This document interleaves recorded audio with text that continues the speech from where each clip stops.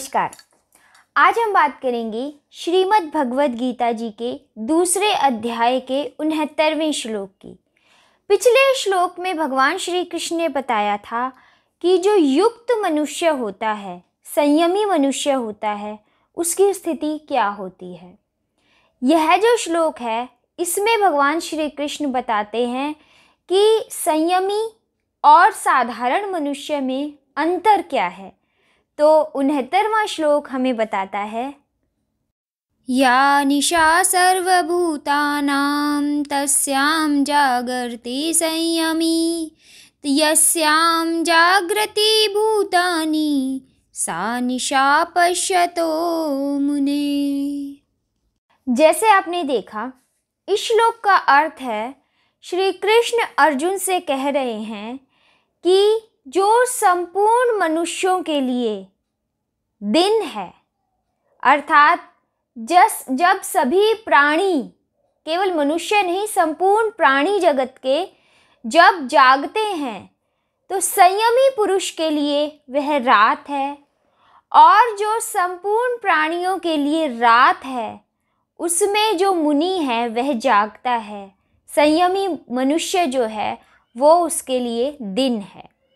अब हम इसे किस प्रकार से समझें कि संपूर्ण प्राणियों के लिए रात क्या है।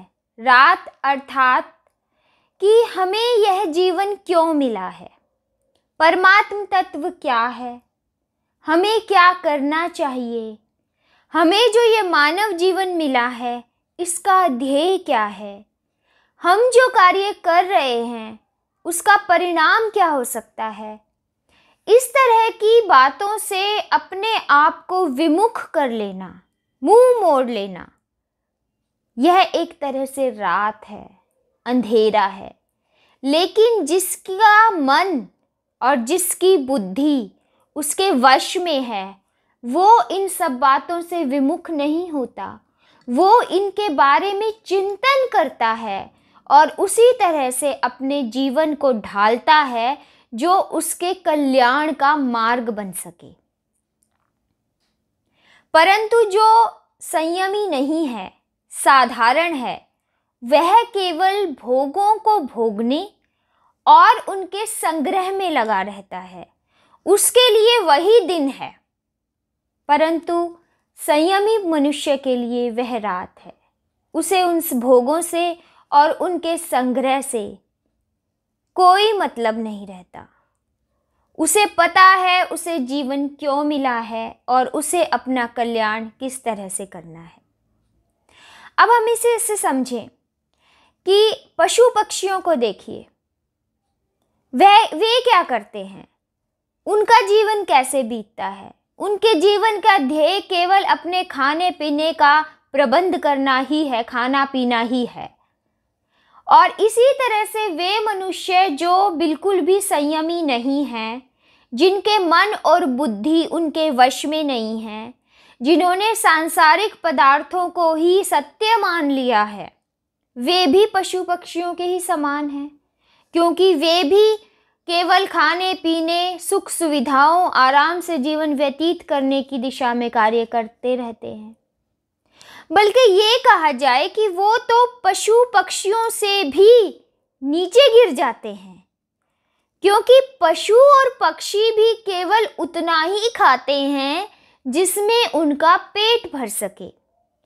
परंतु जो असंयमी और सांसारिक पदार्थों में मोह रखते हैं व्यक्ति, वो ना केवल अपना पेट भरते हैं बल्कि उन्हें जो भी मिल जाए, उनके काम का हो चाहे ना हो, वो उसका संग्रह भी करना चाहते हैं, उसका संग्रह करके भी रख लेना चाहते हैं, और इस वजह से वो चीज़ें दूसरों के काम भी नहीं आ सकती। तो इस तरह से वो तो पशु पक्षियों से भी निम्न स्तर के हो गए। वो ना केवल भोगों को भोगते हैं अपितु उनका संग्रह भी करके रखते हैं। परंतु जो संयमी मनुष्य हैं, जिन्हें पता है कि सत्य क्या है, सत्य परमात्म तत्व है और यह संसार मिथ्या है, वो इस भ्रम में पड़ते ही नहीं। जैसे एक साधारण सा उदाहरण ले, छोटे बच्चे खेल रहे हों, कांच के रंग बिरंगे टुकड़े हैं, उनके साथ वो खेल रहे हैं, तो उन्हें यह लगता है कि ये मैं हासिल कर लूं। अगर वो उसे प्राप्त कर लेते हैं तो बड़े खुश होते हैं कि वाह, मुझे तो बड़ी अपनी सुख सुविधाओं की चीज़ मिल गई। अगर वो प्राप्त नहीं कर पाते तो बहुत दुखी होते हैं कि पता नहीं हमारी क्या धन संपदा हमसे बिछुड़ गई।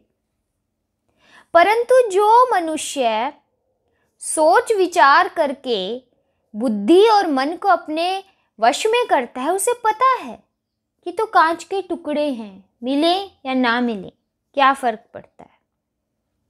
इसी तरह से जो संयमी मनुष्य है, उसे पता है कि ये जो सुख सुविधाएं, धन दौलत, ये सब के पीछे भागने से अंततः होगा क्या। उसे यह पता है कि संसार जो है वो असत्य है, प्रतीकात्मक है केवल। और उसे ये मानव जीवन इसलिए नहीं मिला कि वो ये जो सांसारिक पदार्थों के मोह में फंस जाए और जीवन मरण के चक्कर में झूलता रहे। उसे यह जीवन इसलिए मिला है, उसे पशु पक्षियों से अलग इसलिए माना गया है क्योंकि पशु पक्षियों में विवेक की जागृत शक्ति नहीं होती, परंतु मनुष्य में विवेक की जागृत शक्ति होती है। वह यह जान सकता है कि उसका कल्याण कैसे होगा। उसका कल्याण केवल परमात्म तत्व को प्राप्त करने से होगा। इसलिए उसकी बुद्धि एक निश्चय वाली होती है कि मुझे यह मानव जीवन मिला है, मेरे पास जो साधन है उसे मैं समाज की सेवा में लगाऊं, मैं अपना ध्येय केवल एक बनाऊं कि मुझे अपने परमात्मा को प्राप्त करना है। मुझे इस सांसारिक पदार्थों के मोह में नहीं पड़ना है। और इसी तरह वो उस अवस्था में जागृत होता है जब बाकी के सांसारिक प्राणी सोए हुए होते हैं।